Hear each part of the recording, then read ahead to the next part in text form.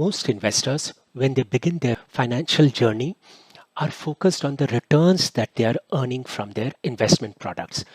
Most don't bother about the costs that they incur in their portfolios. But remember that while returns can fluctuate from one year to another, costs remain constant. And just as returns compound, so do costs. The benefits of being in a low cost portfolio become apparent in the long run over a span of, say, 30, 40 years. Today, to teach us how to build a low cost portfolio, we have with us Avinash Luthria. Avinash was a private equity investor for 12 years. Now he's a Sebi-Registered Investment Adviser and the founder of Fiduciaries.in. Welcome to our show, Avinash. I want to begin by asking you, why is it so important for investors to be conscious about the cost of the products that they include in their investment portfolio? This is something that a lot of people find difficult to understand. So let me just take it a little slower. Imagine a client and a fund manager. The fund manager offers the client a deal that a 30-year-old client who has a crore says, you, the client, give me the fund manager 30 lakhs, and I'll manage the remaining 70 lakhs for you for the next 30 years. I'll give you a watertight agreement. Anytime you're unhappy, you can take your proportionate fee back. I'll give you an ironclad agreement of that kind. Client says, seems kind of, I don't know whether that's 70 lakhs that the manager is managing for me will do so well to justify giving him 30 lakhs upfront, though he's committed to manage my money for 30 years. So then the fund manager says, okay, you don't want that deal. I'll give you a different deal. I'll break this up into 100 small portfolios of 1 lakh each, all identical portfolios. The first year, you transfer one of the portfolios to me, or the fund manager will take one of the portfolios. The second year, the second. I'm simplifying the arithmetic to make it easy to understand. The third year, the third. At the end of the 30th year, 30 portfolios would have gone to the fund manager. 70 portfolios stay with the client. So the client has to think through, will the return on these 70 portfolios beat had the client put those 100 portfolios directly into an index fund? So 100 portfolios in an index fund versus 70 portfolios managed by this smart fund manager. Which one's going to do better? It's a hard one for the client to guess. And there's no way to really guess. You have to look at the data. And the data says that by and large, the fund managers are not able to, on the 70 portfolios, because it's exactly the same deal.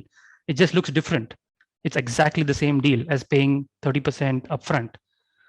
By and large, the data shows that on that 70 portfolios, the fund manager is not able to give enough returns to match 100 portfolios being invested in the index fund. The index fund has fees. I'm simplifying for some, just to make the mathematics easy. That's what the data of the SPIVA report shows by S&P, which is the only robust data on this. And why did that happen? Because the 30 portfolios went to the fund manager and only 70 remained with the client. And that's the crux of the problem here. And that's why the fees are the most important. So you primarily prefer passive funds over active ones. Could you elaborate a bit more on why you prefer passive funds for your clients? So it builds on the same point that the fees are so critically important. There are multiple, you could say, analysis out there on how active funds have done versus index funds. But the only robust one, I'm saying that again, the only robust one, which corrects for survivorship, bias, etc., is the one put out by S&P, which is called the S&P Indices versus Active Funds India report. This is for India. They put it out once in 6 months.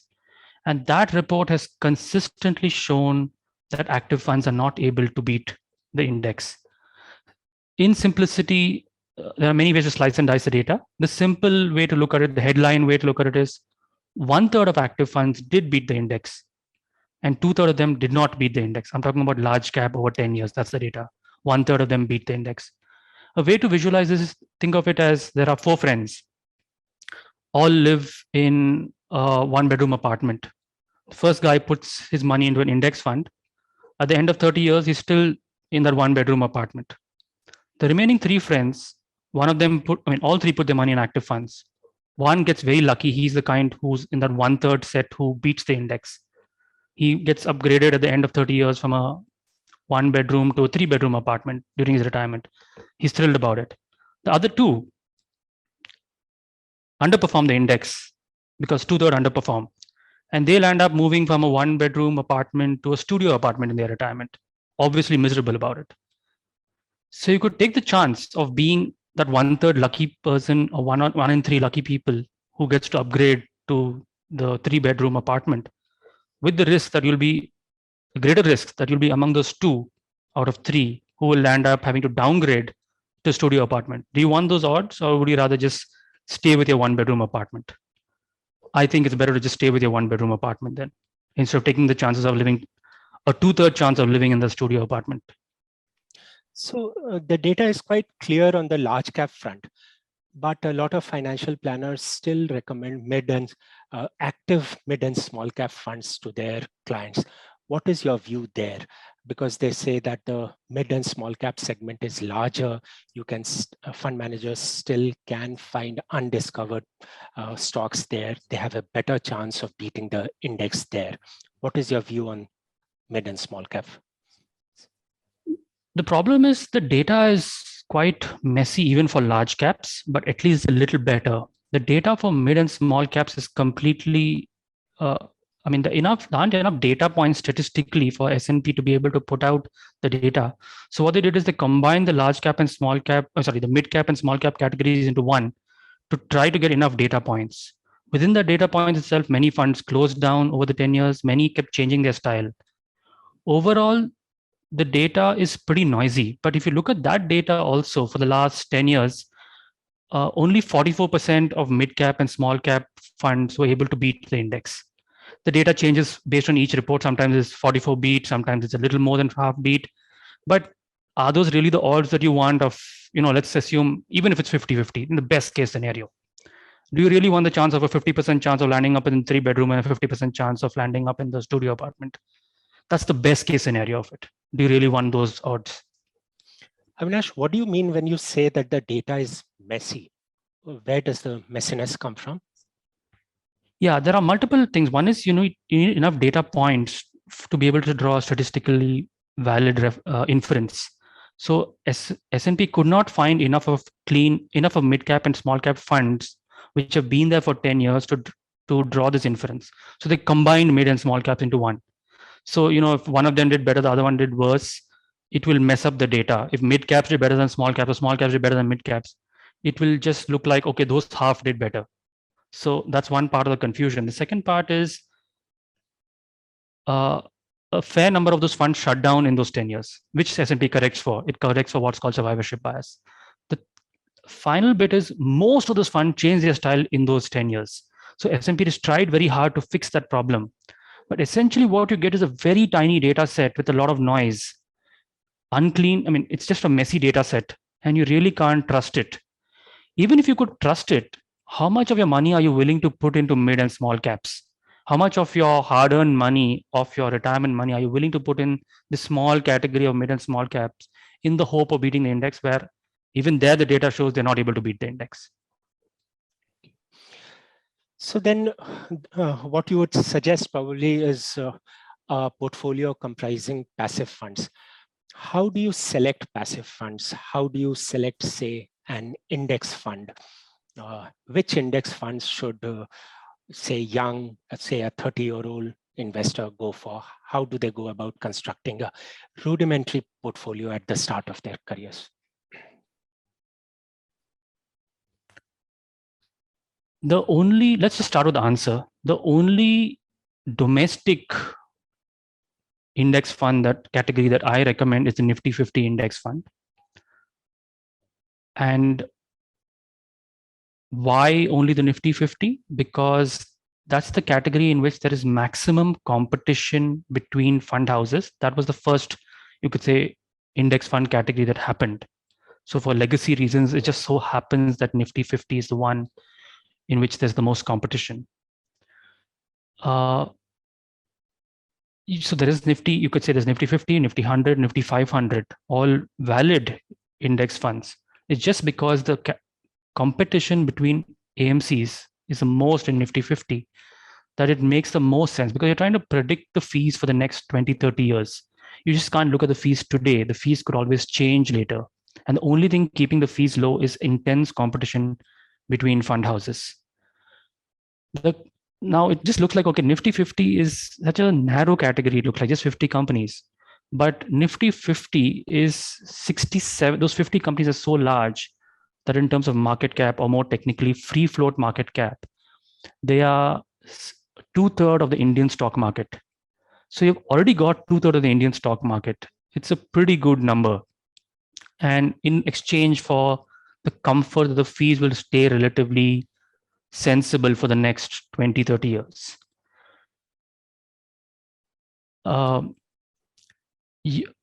If the question becomes then, which Nifty 50 index fund, right? Yes. Should I move to that? Yes.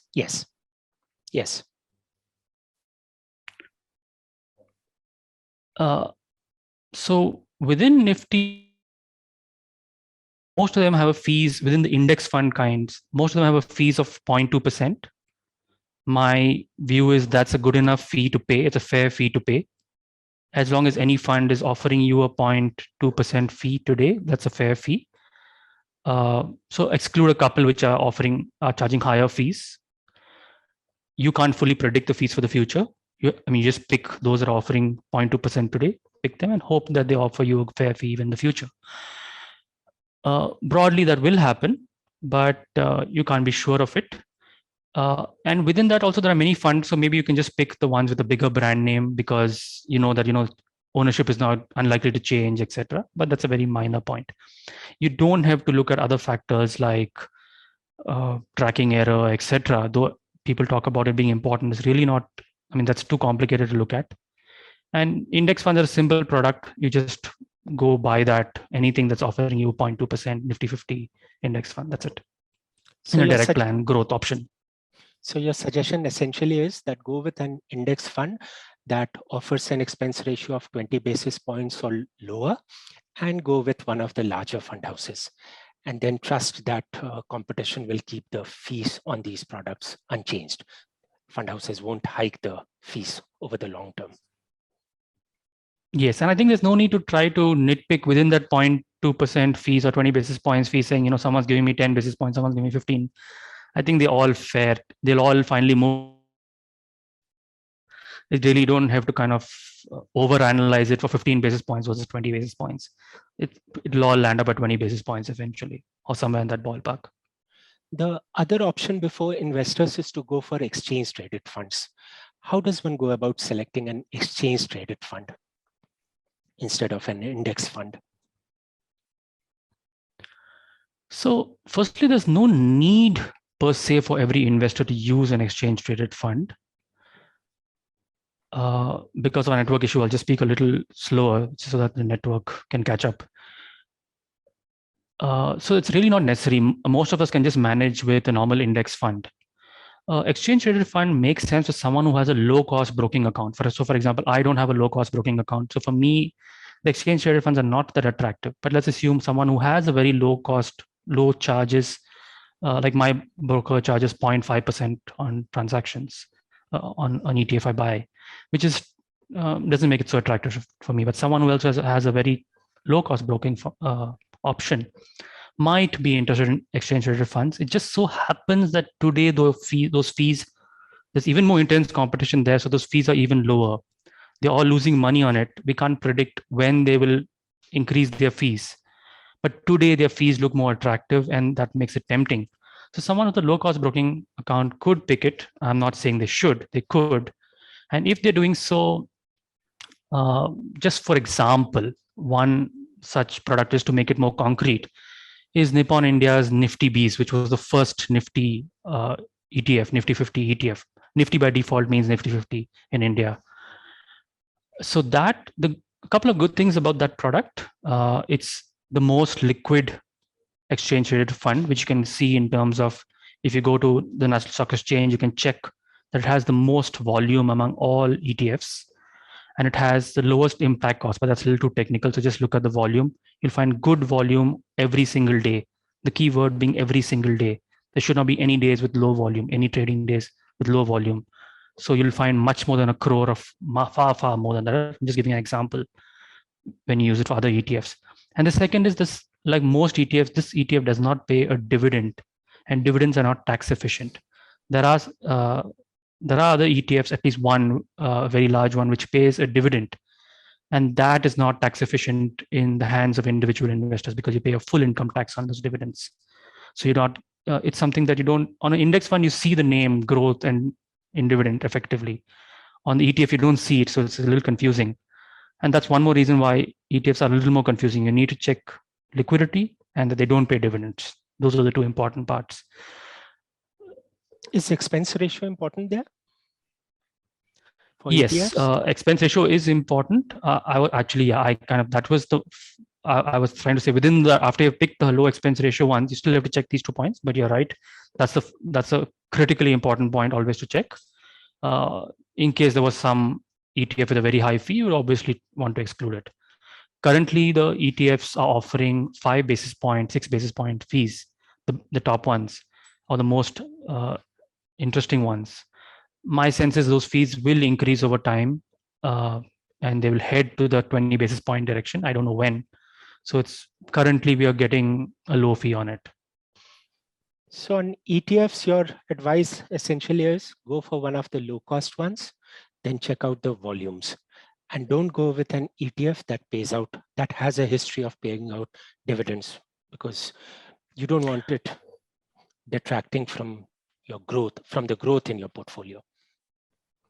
Yeah, the history of that really was the EPFO, the Employee Provident Fund Organization, is an important investor in ETFs. So to cater to any ETF where they are the most important client, to cater to them is offering dividends because it fits that client profile of what the EPFO wants. So actually, you could say the market is segmented into 2 markets. One market catering to the EPFO, and one market catering to everybody else. Next, so if you pick the one without dividends, yeah. Next, we'll move to the international portion of the portfolio. What do you advise your clients there? And how do they pick a product? How do they constitute this portion of the portfolio? So firstly, it's become a little difficult to find international products. Not impossible, but difficult because RBI has not increased the limits for, and there are 2 buckets. RBI has not increased the limits for either bucket. One of those buckets is, I'm just keeping it simple, one of the buckets is exhausted. That is the bucket of, let's call them for simplicity, funds that invest in other funds or invest in international shares. That limit is exhausted.